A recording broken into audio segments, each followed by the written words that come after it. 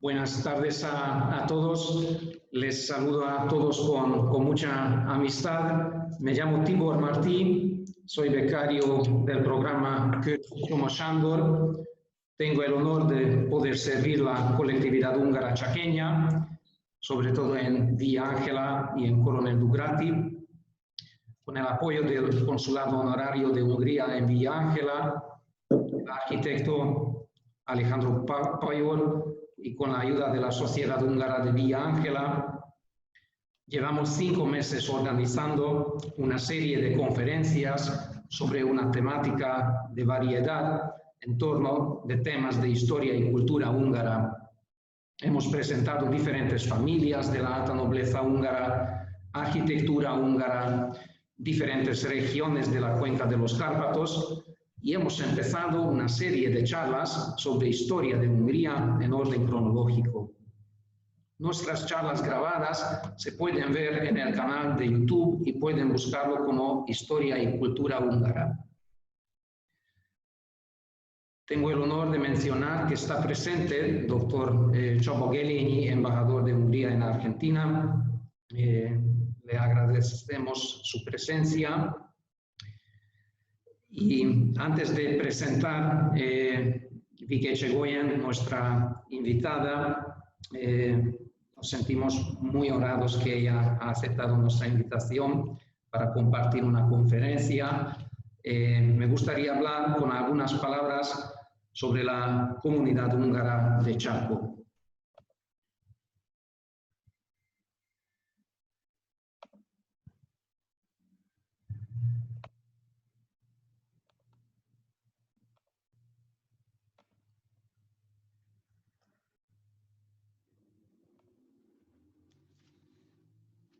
Las comunidades más populosas de húngaros que viven en la provincia argentina del Chaco viven en la ciudad de Villa Ángela y en Coronel Dugrati. Entre ambas ciudades hay unos 25 kilómetros de distancia.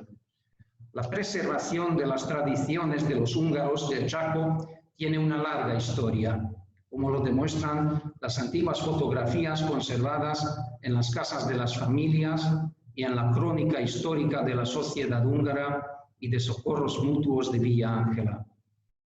Sus costumbres están estrechamente relacionadas a su identidad húngara, su fe y sus tradiciones. Para mí personalmente es un verdadero honor poder servirles. Los húngaros del Chaco viven principalmente en Villa Ángela, con una población aproximadamente de 62.000 habitantes y en Coronel Dugrati de unos 17.000 habitantes. Pero también muchas familias siguen viviendo en granjas, en chacras, diseminadas por el área circundante. Entre estas dos ciudades denominada queda Colonia Juan José Paso, que es la zona a donde llegaron los primeros inmigrantes de Hungría a finales de los años 1890 y comienzos del año 1900. Hasta en 1930 siguieron llegando distintas oleadas de inmigrantes. El famoso Skansen, Szentendrei Szabadtéri Múzeum, el Museo de Aire Libre de Szentendre, está realizando un enorme trabajo de reconstruir una típica casa de campo de una familia de inmigrantes húngaros en esta zona del país, lo cual nos colma de alegría, ya que en Szentendre una porción de los húngaros de Chaco volverán a la Santa Corona.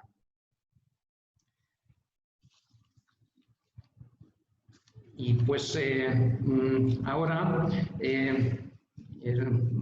quisiera expresar mi agradecimiento de nuevo a Vike Csegoyen, escritora, traductora, intérprete, pintora y periodista, para aceptar nuestra invitación. Y antes de darle la palabra, quisiera compartir con la manera como organizaremos nuestro evento, que la conferencia de VIC va a tener 2 partes y entre las 2 partes organizaremos una ronda de preguntas de 20 minutos. Después también, después de la segunda parte, la primera parte, Vic va a hablar sobre literatura húngara y su relación con la literatura latinoamericana.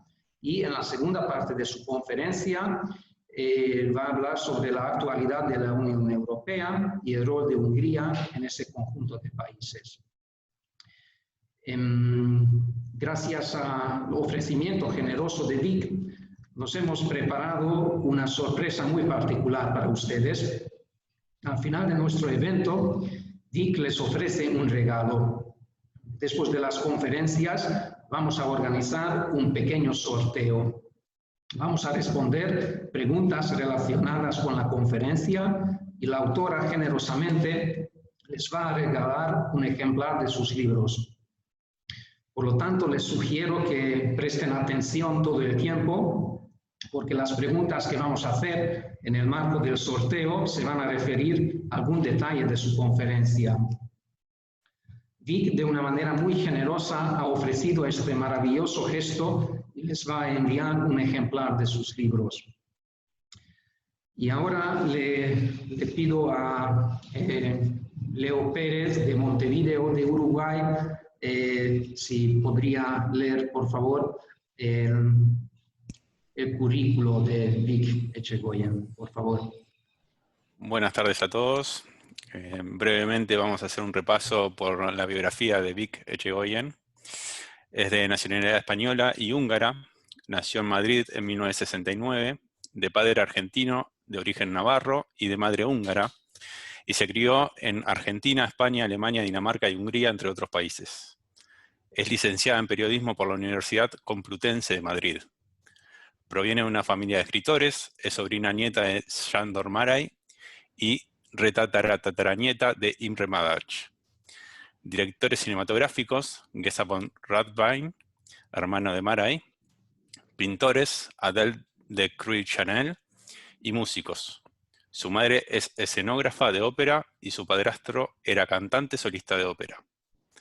Ha trabajado como periodista independiente para la agencia de noticias española EFE y publicado artículos en ABC y Ya.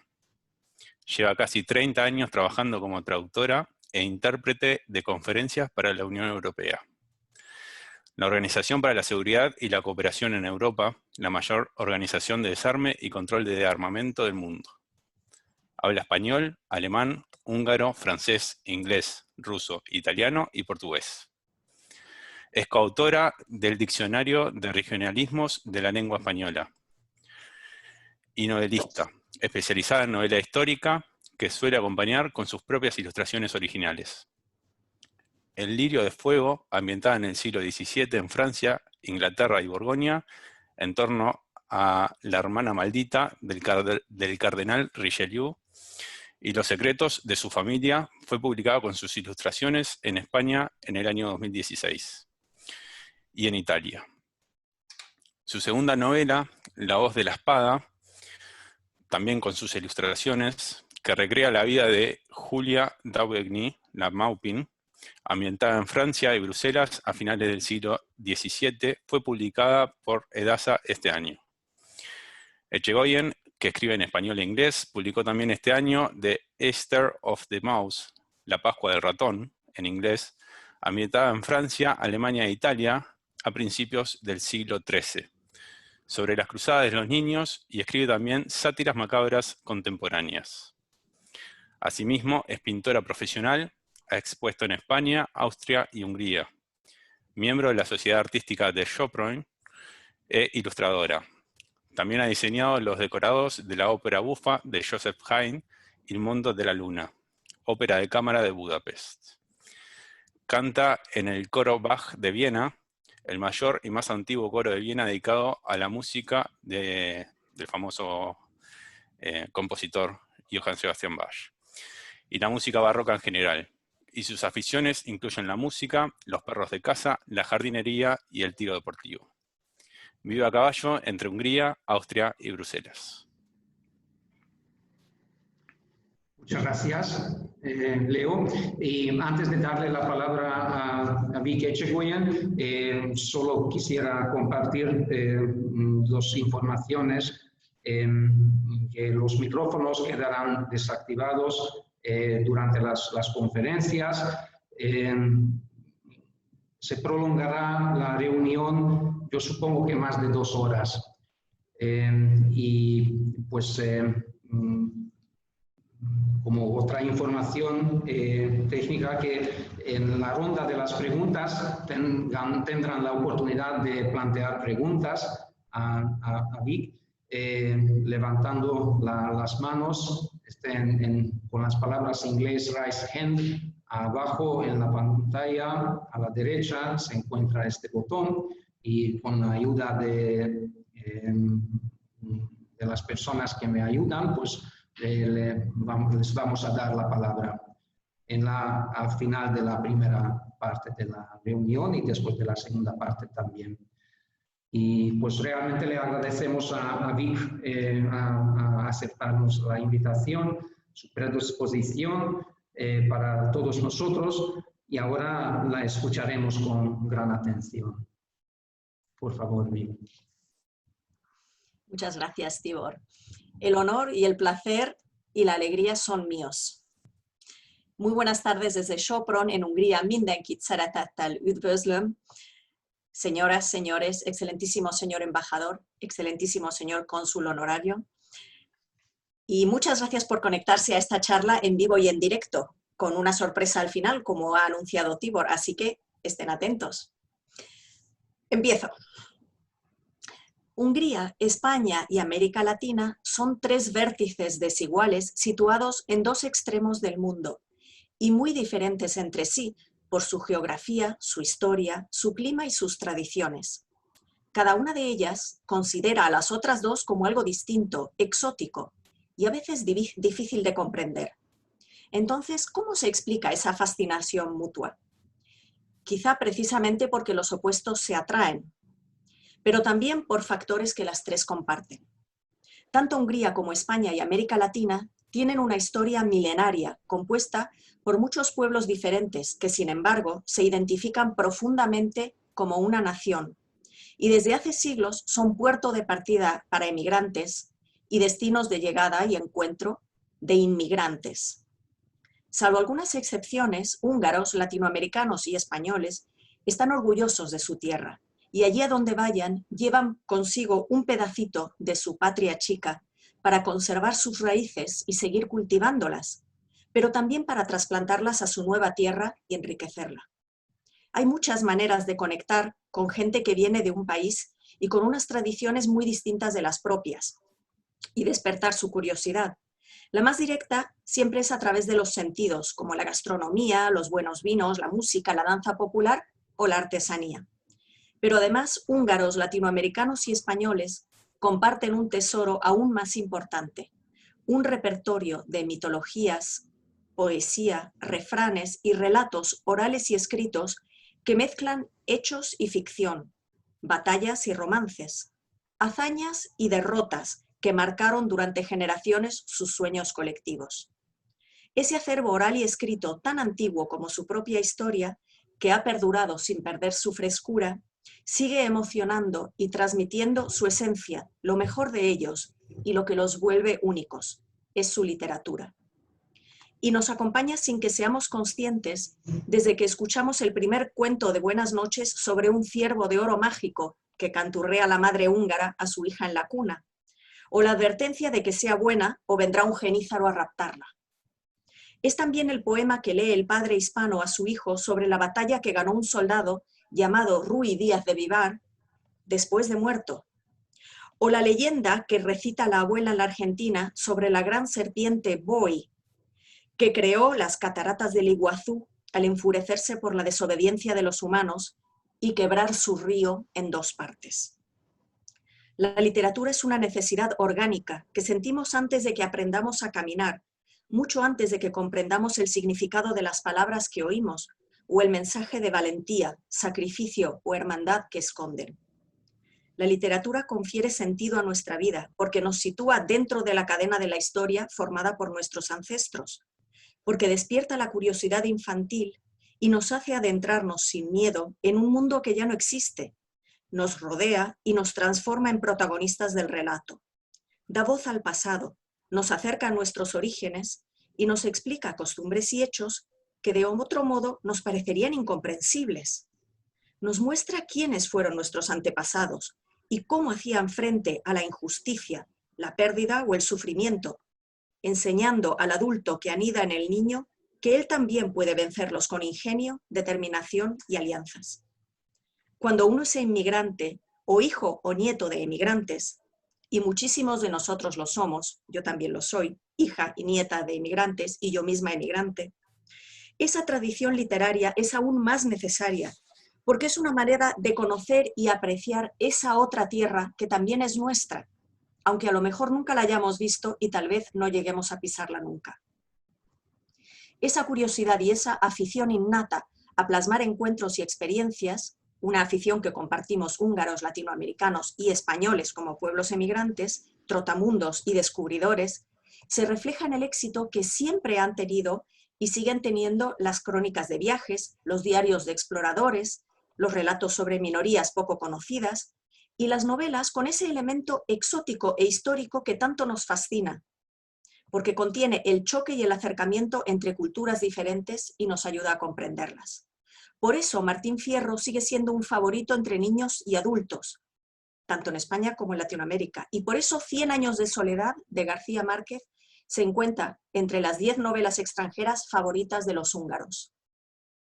Al comenzar los grandes descubrimientos y exploraciones, remontándonos al siglo XVI, varios viajeros húngaros ya escribieron crónicas sobre el Nuevo Mundo, pero fue recién 2 siglos después cuando el misionero Franz Xaver Eder viajó a Bolivia y escribió en latín las descripciones de la provincia de los Mojos en el reino peruano y las reducciones de Mojos, que curiosamente se publicó en español, pero no en húngaro. Un siglo después del fracaso de la Guerra de Independencia en Hungría contra Austria en 1849, muchos intelectuales húngaros se exiliaron y algunos viajaron a América Latina y escribieron libros entre literarios, científicos y antropológicos sobre sus andanzas. Por ejemplo, el geógrafo y fotógrafo pionero Pál Rosty, que estuvo en México, Cuba y Venezuela en 1857. Hizo comparaciones entre la gran llanura húngara y los llanos latinoamericanos y escribió unas memorias de viajes por América que gozaron de popularidad en Hungría, pero solo se tradujeron en parte al castellano. Otro húngaro que cruzó el charco por encargo de Kossuth Lajos fue el conde Samuel Vas, que escribió en su libro 9 años de destierro, Viaje por tierra y mar de Occidente, sus vivencias en las Antillas, comparándolas con su Transilvania natal y citando a muchos cronistas hispanos, desde Bartolomé de las Casas hasta Pedro Mártir de Anglería. Ya en el siglo XX, Albin Kőrösi, profesor y sacerdote, publicó traducciones de literatura española y catalana, una colección de poesía española y, en 1930, un manual de historia sobre la literatura hispana, que es el único que hay hasta hoy. Su alumno Oliver Brachfeld, por ejemplo, también escribió un libro sobre Violante de Hungría, reina de Aragón, en catalán y en español. En los años 30 y 40 hubo excelentes traductores húngaros del español, Lorant Orbok y Reves András, por ejemplo. Pero después de la Guerra Civil Española y la invasión soviética de Hungría, ambos países pasaron a formar parte de bloques políticos opuestos y no se favorecían los intercambios culturales ni los estudios literarios recíprocos. Solo se siguieron publicando con éxito clásicos considerados inofensivos, como El Quijote, que alcanzó 15 ediciones en húngaro, y 10 ediciones de obras de Federico García Lorca, que se vendieron hasta casi 100.000 ejemplares. La Guerra Civil, en los años 70 y 60 se creó en la Universidad Eötvös Loránd de Budapest un departamento de español y así se dio por fin la posibilidad de un intercambio donde los húngaros podían estudiar en español hasta un año en La Habana. Mientras, en Budapest se formaron los siguientes traductores literarios húngaros del español y del catalán. Por ejemplo, Iván Horsányi escribió sobre la guerra civil y los años 40 del franquismo en España. Y en Szeged, Tibor Wittmann publicó estudios sobre el absolutismo y la filosofía española, además de estudios económicos de Hispanoamérica colonial y una historia de América Latina, que ven allí, publicada por la editorial Corvino. Y muchos ensayistas húngaros estudiaron América Latina, entre ellos András Inotoy, Marta Zádor o György Kerekes. En esa época también surgió un grupo de antropólogos de América Latina dirigidos por Lajos Boglár. En los años 70 se reanudaron por fin las relaciones diplomáticas oficialmente entre Hungría y España, y los primeros becarios húngaros viajaron a España. A principios de los 80 se creó un centro de estudio de historia de Latinoamérica en Szeged, dirigido por un alumno de Tibor Wittmann. Poco después, se organizó un congreso de historiadores latinoamericanistas europeos con más de 200 académicos procedentes de más de 30 países. Ese centro publica ensayos de politología y de pensamiento en Cuba y Perú y está empezando a estudiar la emigración húngara a Latinoamérica. Con la caída del telón de acero, hace ahora 30 años, el ruso dejó de enseñarse a todos los niveles de modo obligatorio, y los húngaros pudieron empezar a interesarse por idiomas occidentales. Como respuesta ante el interés creciente por el idioma español, la Universidad de Szeged fundó otro departamento de estudios hispánicos. Además, el éxito de la transición en España de la dictadura franquista a una democracia multipartidista se estudió entonces en Hungría como posible ejemplo para la transición que les esperaba a los húngaros recién salidos también de una dictadura. Había varias posibilidades, como una revolución sangrienta, al igual que en Rumanía, o una apertura ordenada, pacífica y basada en el consenso, como ocurrió en España. Y muchos politólogos húngaros, entre ellos István Szilágyi o Ádám Anderle, fundador del Departamento de Estudios Hispánicos de la Universidad de Szeged y autor muy prolífico, entre otros, de Tempestad en la Sierra, luchas indígenas por la independencia en los siglos XVI y XVIII, Historia de América Latina o 1000 años de relaciones húngaro-españolas, se decantaron por una vía pacífica, también con miras a incorporarse más adelante a la Unión Europea. A principios de este siglo XXI, se inauguró el Instituto Cervantes en Budapest. Y hoy día cientos de estudiantes húngaros estudian en España gracias al programa Erasmus. El famoso programa Erasmus que hace posible que, por ejemplo, estudiantes de la Universidad de Veszprém realicen intercambios con las universidades de Girona, Málaga o Valencia, sobre todo para estudiar turismo. Hoy día, la enseñanza pública del español se imparte en 4 universidades principales: la Péter Pázmány de Budapest, la de Szeged y la de Pécs, pero también se imparte español en las de Kaposvár y Veszprém. Y hay intercambios y profesores invitados húngaros a las universidades de Perú, Cuba, Venezuela, Buenos Aires, etc. Ahora mismo hay unos 15.000 alumnos húngaros de secundaria que estudian español y existen varios institutos bilingües. También se publican ensayos y estudios sobre la guerra civil, el franquismo, la reconquista y Al-Ándalus, y también estudios sobre Ángel Sanz Briz, apodado el Ángel de Budapest, del que hablaré más adelante. Además, en el Centro de Estudios Europeos de la Universidad de Veszprém se publica desde hace ya 15 años la revista Mediterrán Múlt, el pasado mediterráneo. En cuanto a la publicación de obras hispánicas, la editorial de referencia en Hungría es Eötvös Kiadó. Por el contrario, y a pesar del interés recíproco de autores y lectores hispanos y húngaros, existe un desequilibrio muy grande entre los poquísimos autores de habla hispana que han escrito sobre Hungría y el gran número de autores húngaros que han escrito sobre América Latina y sobre España. Entre los autores hispanófonos que escribieron sobre Hungría o temas húngaros está el gran poeta cubano José Martí, que escribió a menudo sobre los poemas de Petőfi Sándor y los discursos políticos de Kossuth Lajos. Petőfi empezó a ser muy popular en América Latina como combinación que despertó la simpatía y el interés de una América Latina que iba conquistando su independencia país por país. También fue gracias a que Vicente Diego Tejera tradujo del francés una veintena de los poemas de Petofi en el compendio llamado Cantos Magiares. Había una revista, La Habana Elegante, qué nombre, ¿verdad? La Habana Elegante, que también publicaba a finales del siglo XIX una traducción del poema Folesec, Seré árbol, hecha por Benjamín Giberga. Casi un siglo después, en los años 60 del siglo XX, la editorial húngara Corvina publicó en Budapest toda una serie de guías sobre Hungría y recetarios, poemas y novelas húngaros, todos traducidos al español y a otros idiomas, con obras, por ejemplo, de Zsigmond Móric, Dezső Kosztolányi, István Örkényi o Erzsébet Galgóczy, entre otros, para dar a conocer a Hungría y su literatura en el extranjero, y tuvieron mucho éxito. También en los años 60, los escritores Miguel Ángel Asturias, de Guatemala, y Pablo Neruda, de Chile, viajaron a Hungría, dos noveles futuros. Y les entusiasmó tanto que tanto a Miguel Ángel Asturias como a Pablo Neruda les inspiró a escribir juntos un libro de recetas, de viajes y de reflexiones sobre Hungría en prosa y en verso, lleno de elogios al país y a sus especialidades, titulado Comiendo en Hungría. 10 años después de que Miguel Ángel Asturias y Pablo Neruda escribieran este libro que tuvo tanto éxito, Jorge Luis Borges dedicó un poema a Petofi en su obra El oro de los tigres, donde expresa que la lírica es el puente que salva las distancias y las diferencias. Y si me permite, les leeré un par de versos nada más, porque creo que realmente lo refleja muy bien.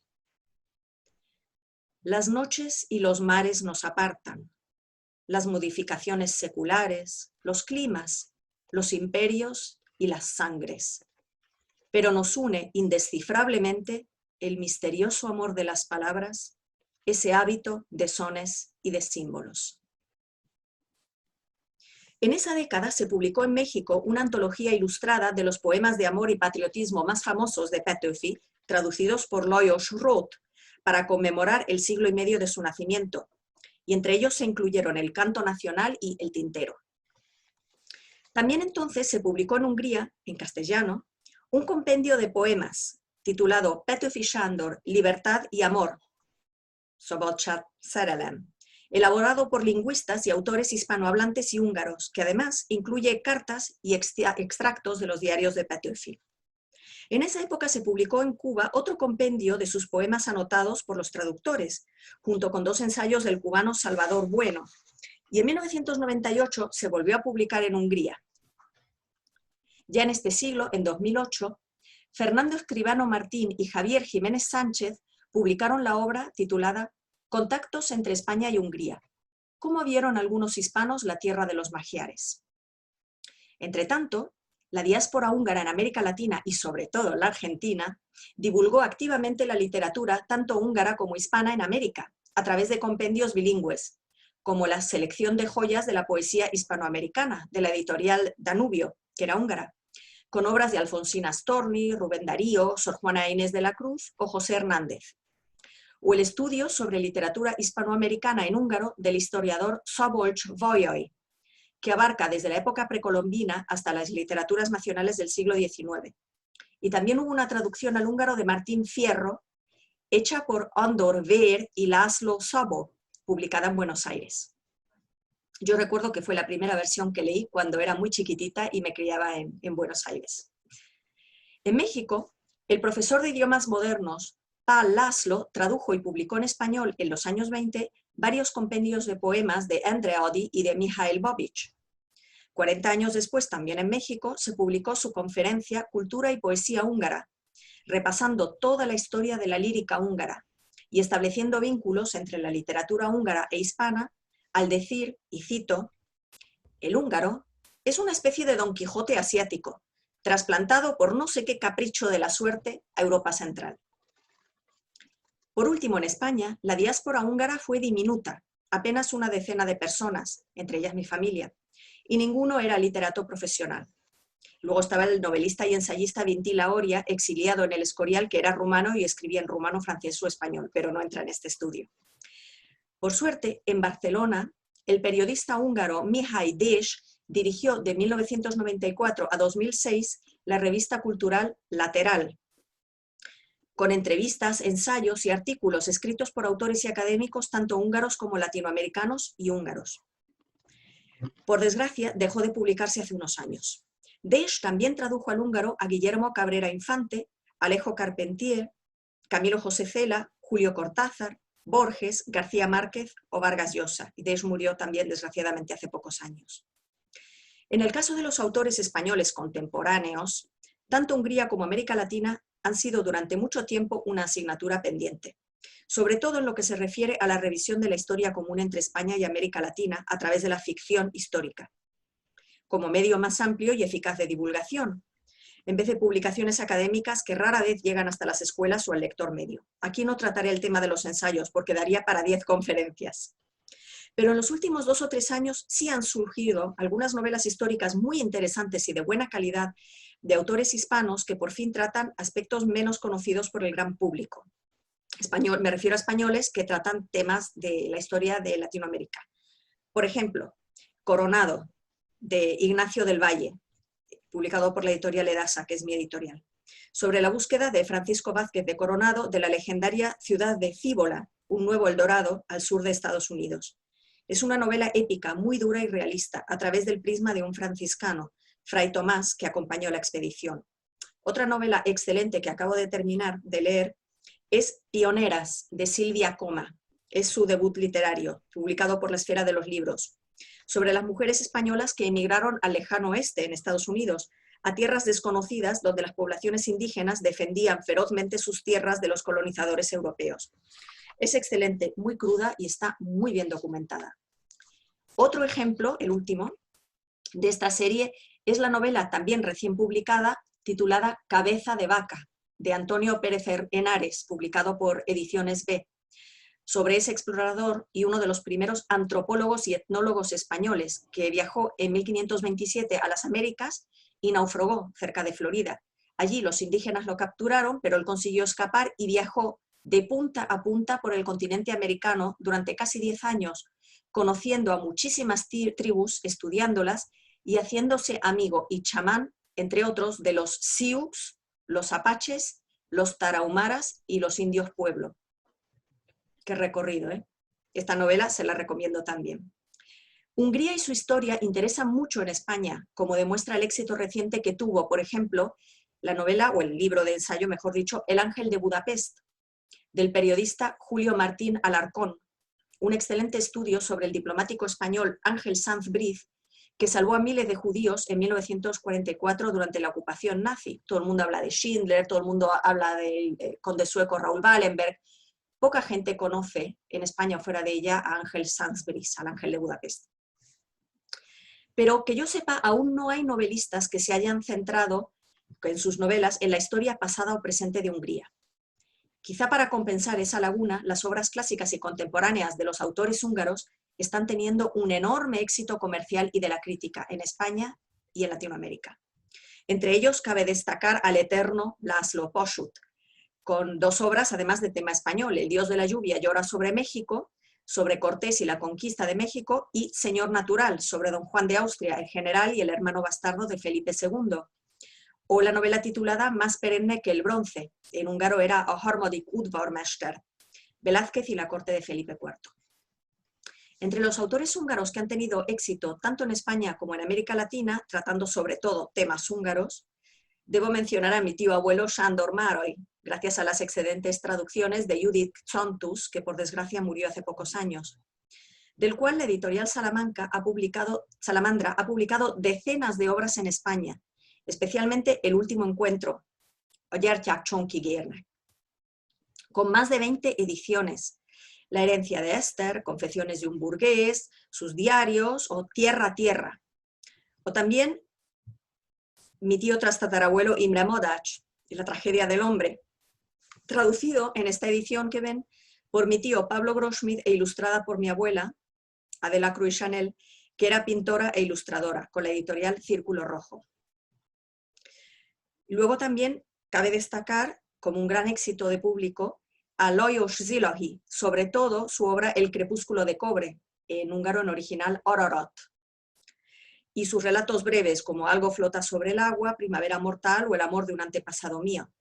También tiene mucho éxito en España el teatro de József Katona, las obras del Nobel de Literatura Imre Kertész y últimamente Magda Szabó, mundialmente famosa por La puerta.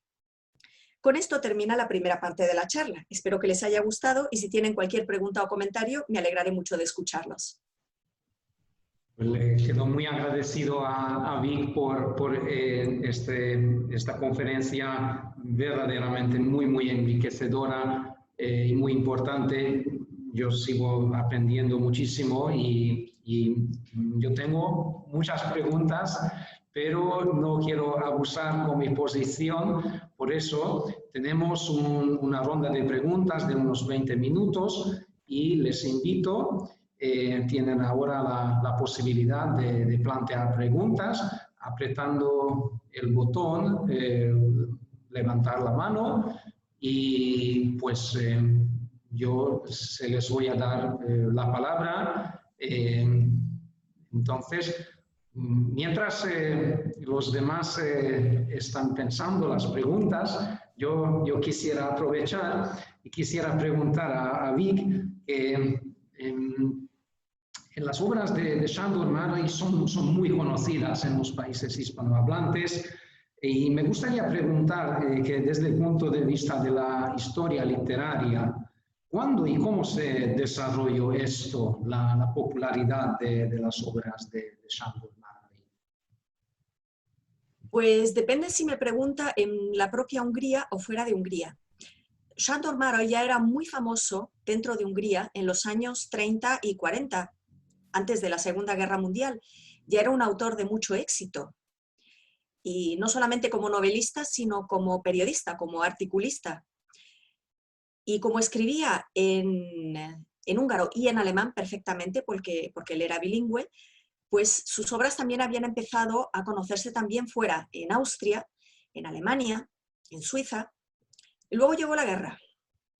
Llegó la invasión soviética y Márai pues aguantó unos pocos años, pero luego decidió que no quería vivir en esas condiciones y se exilió definitivamente hasta su muerte en California en 1989. Y Márai estaba tan afligido por esa tragedia nacional que fue la pérdida de la libertad de Hungría después de la Segunda Guerra Mundial, y se oponía tanto al régimen que no quería que se utilizaran sus obras como propaganda. Y tomó una decisión que pocos escritores suelen tomar, una decisión basada en la consecuencia de sus valores y sus convicciones, pero que para él fue comercialmente suicida. Dio orden de que nunca más volvieran a publicarse sus obras en Hungría, mientras hubiera un solo soldado soviético en tierra húngara. Los soviéticos igual habrían prohibido sus obras, acusándolo de burgués, en fin, Ixash, Polgar, etc. Pero el caso es que al prohibir que se siguieran publicando sus obras en Hungría, solamente se publicaron algunas en edición, lo que llamaban en ruso samizdat, es decir, circulaban pequeñas copias clandestinas entre algunos aficionados, pero por lo demás no se enseñaban en las escuelas, no se publicaba, no había conferencias, nada, era como si hubiera muerto. Eso para él fue muy duro, pero mantuvo su decisión. Como saben ustedes, murió muy pobre en el extranjero, muy pobre, muy enfermo. Y entonces durante 50 años prácticamente nadie lo conocía, solo aquellos exiliados de la diáspora húngara en la Argentina, en Estados Unidos, en otros lugares, que lo conocían de antes de la guerra, que conocían sus obras. Entonces, recién cuando él murió, desgraciadamente por unos pocos meses, no llegó a ver la liberación de su país. Esa fue la mayor tragedia de todas, quizá, que no tuvo la satisfacción de decir, después de 50 años, por fin mi país es libre. No, se suicidó antes, estaba tan enfermo que no aguantó. Pero coincidió la caída del telón de acero y la muerte de Márai. Y una especie de resurgimiento del interés por todo lo que se había estado haciendo en Europa del Este, aislada totalmente tras el telón de acero durante medio siglo. Entonces los literatos, los críticos, los académicos, los profesores de todo el mundo occidental empezaron a estudiar, fueron a Hungría, empezaron a ir a las bibliotecas, empezaron a ir a las hemerotecas, a ver cuáles habían sido los libros que habían tenido éxito antes de la guerra, de quién eran. Y así, pues las obras de Márai empezaron a circular entre los agentes literarios como un secreto muy bien guardado, ¿no? Como el secreto de oro. Sí, sí. Y así la editorial Salamandra consiguió los derechos por muy poco dinero al principio, porque no había otras editoriales que todavía se interesaran. Les estoy hablando de las obras de Zilogy, de Poschutz, etcétera, se habían publicado en los años 50, 60, 40, mucho antes, la gente no los recordaba. Y la editora de Salamandra, en aquellos tiempos, Sigrid Kraus, que quizá por ser alemana también tenía una visión muy especial y muy buen ojo literario, buscaba la calidad, dijo, las de Maroy, todas para mi editorial. Y empezó a publicar una tras otra. Y tuvieron un éxito inmenso. En España se lee muy poco, desgraciadamente, lo digo con mucha vergüenza ajena. Se lee muy poco, se lee mucho en edición pirata, que nos hace mucho daño a todos los autores. Y no se leen obras de la calidad de Maroy o de Modach o de Zilogy. La gente quiere más bien un entretenimiento ligero, pasar el tiempo, en fin. Las obras de Maroy son muy filosóficas, muy pesimistas, muchas veces muy nihilistas, y no coincidían con el espíritu de los tiempos, de la caída del telón de acero, el optimismo, ahora todo va a ser perfecto para todos, paz, libertad y concordia. Luego no fue así, como sabemos, vino la guerra de los Balcanes, pero entonces fue cuando realmente se redescubrió a Maroy mundialmente. Fue un bombazo comercial, crítico, editorial, primero en Italia, luego en España, luego en Francia, luego en Alemania, le dieron premios póstumamente, que es la máxima ironía. Así es como sucedió. Por suerte, más vale tarde que nunca. Gracias por su respuesta, muy interesante. Quizá merece destacar también que Sándor Márai no solo en húngaro escribía, sino en los años 30, 1930, escribía como periodista alemán y francés, y en un nivel excelente. Es decir, que obviamente nosotros le conocemos como escritor húngaro, pero era políglota. Y bueno, la novela, que en el último encuentro, me acuerdo, guardo muy buen recuerdo cuando lo leí, que fue una de mis novelas favoritas hace tiempo. ¿Cuál es su novela favorita de Sándor Márai? Pues se van a reír. Me las he leído todas, sobre todo los diarios, me encantan. Los diarios para mí son su faceta más íntima, más desconocida, donde él, digamos, se desnuda ante el lector. Sin artificios literarios, sin interponer ante él y el lector un personaje ficticio, no, es él, con todos sus errores, con toda su amargura, con toda su sensación de fracaso. Son muy duros de leer, pero a mí me ayudaron a entender muchas cosas, no solamente sobre Hungría, sobre la guerra, sobre la emigración a América, sino muchas otras cosas. Yo no llegué a conocer a Márai, desgraciadamente, pero mi familia sí. Entonces, en el último encuentro, poca gente lo sabe, pero uno de los personajes es el amargado, reconcomido, celoso prácticamente del amor y la popularidad de que disfruta su mejor amigo. Ese es Márai. Ese es una proyección, un trasunto, un alter ego de Márai. El otro, el que se llevó a la mujer, el triunfador, digamos, ese era mi abuelo. Siempre hubo entre ellos así un poco ese roce, ya entonces, a pesar de que eran primos hermanos. Y algún día les contaré algunas otras anécdotas sobre él. Él también tenía una relación de amor y odio con su propio hermano, el cineasta Giza von Rothwein, que era, ya lo conocerán ustedes, hizo obras maestras de la cinematografía como Volahol o Europavon o La cabaña del tío Tom, con Herbert Lom. Y resulta que Rothwein, que era también muy popular y muy guapo, se puso muy enfermo. Contrajo una enfermedad tropical durante uno de esos rodajes en algún lugar del mundo y tuvo que ir a un hospital y se quedó temporalmente ciego. Entonces Márai, su hermano, que lo oyó, pues fue a visitarlo. Y cuando llegó al hospital, Giza ya se estaba recuperando, pero Márai no lo sabía. Entonces Márai entró en la habitación pensando que se iba a encontrar a su hermano hecho un montoncito de miseria, enfermísimo, ciego. Y Giza lo reconoció y le sonrió y le dijo, ¡qué bien, Sonia, has venido a visitarme! Y Márai lo miró y le dijo, ¿cómo? ¿Puedes ver? Se dio la vuelta y se fue del hospital. eso también era Murray, o sea, el genio un poco atormentado, atribulado, con esas relaciones de rivalidad dentro de la familia. Y son facetas muy interesantes, y al leer el diario se ven pinceladas de esa personalidad. Por eso quizás sean mis favoritos, ese y Chutoro, sobre el perrito. Yo lo siento, me encantan los perros y no esperaba que Murray escribiera un libro tan entrañable, tan tierno, tan humano y tan positivo en el fondo como Chutoro. Así que esos dos, los diarios y Chutoro. ¿Y el suyo cuál es realmente?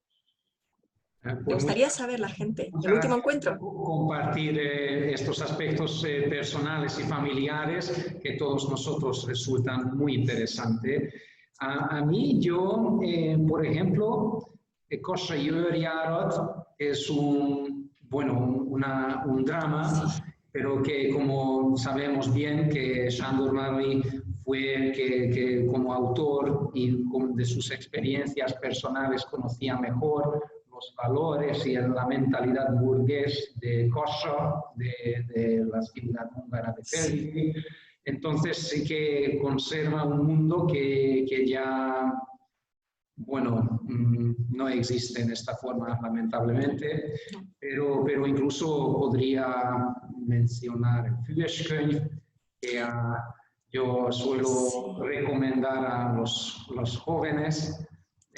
Muy bonito, pero igual a las confesiones, el polgár vallomása en húngaro, o Válasz Budán, el divorcio en Buda, también una novela muy bonito.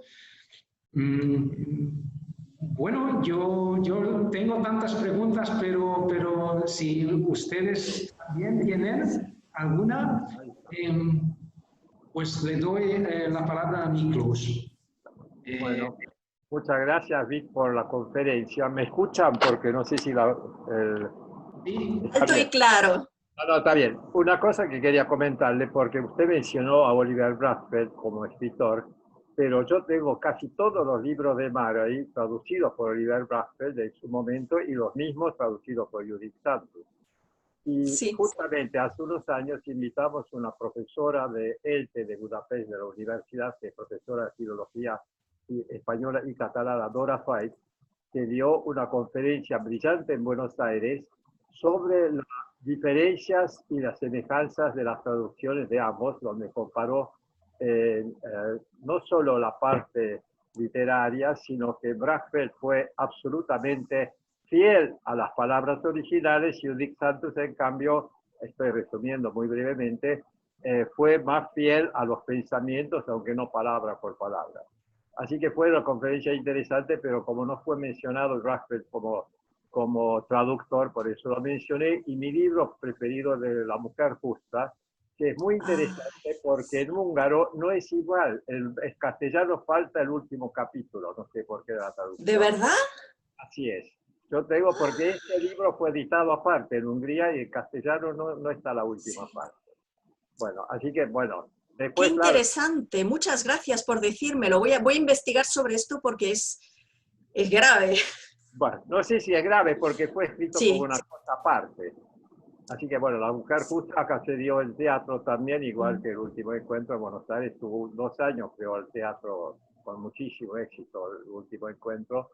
Y esa versión teatral también supongo que fue dado en España, no sé, no estoy seguro de eso. Hubo una versión teatral, pero en un teatro muy pequeño, con muy poco aforo. Ahora, no sé si conocen al famoso actor británico Jeremy Irons. Sí, obvio.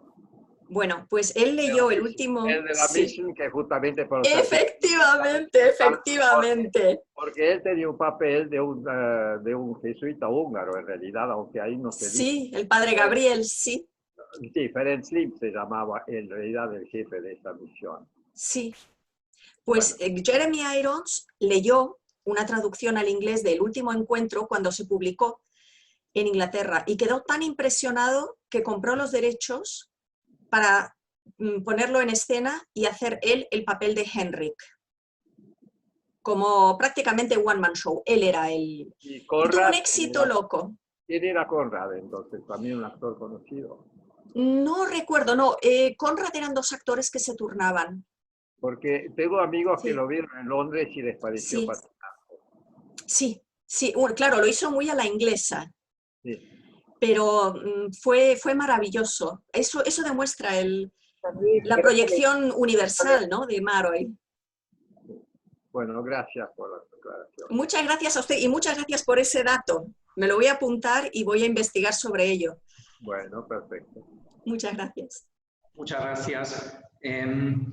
Como una última pregunta, después de la primera parte de su conferencia, pues a mí me interesa mucho que en relación con Imre Modács, quisiera preguntar si se conoce en la literatura española como similar a la tragedia del hombre. No, no. Hay algunas obras de teatro españolas de tipo filosófico, quizá la que más se le parezca, pero no hace un recorrido por la historia tan completo como hace Modács desde los tiempos más antiguos, Mesopotamia, Egipto, hasta el futuro, los Phalanxter. Pero la obra quizá más parecida en ese sentido sería quizá La vida es sueño, de Calderón de la Barca, que plantea muchos de los temas que plantea también Modács, de otra manera y una estructura y con un enfoque completamente diferente. Es un prisionero en una cárcel, ya la habrán conocido, ¿no?, todas sus reflexiones sobre ese aislamiento, esa pérdida de la humanidad gradual, y es bastante anterior, es del siglo de oro español. No sé si existe algo parecido, creo que no. Y la tragedia del hombre en España no es tan conocida, ni mucho menos como, por ejemplo, Fausto, de Goethe, que es digamos, el equivalente occidental. Es una obra muy sui generis, también es universal, pero ya le digo, los españoles son bastante más de castañuelas y de zarzuela y de diversión alegre y ligera, no de pensar, y menos cuando pensar duele. Bueno, muchas gracias por su respuesta y pues entonces yo me encantaría preguntarles tantas otras cosas, pero tampoco quiero abusar y robar el tiempo de los participantes.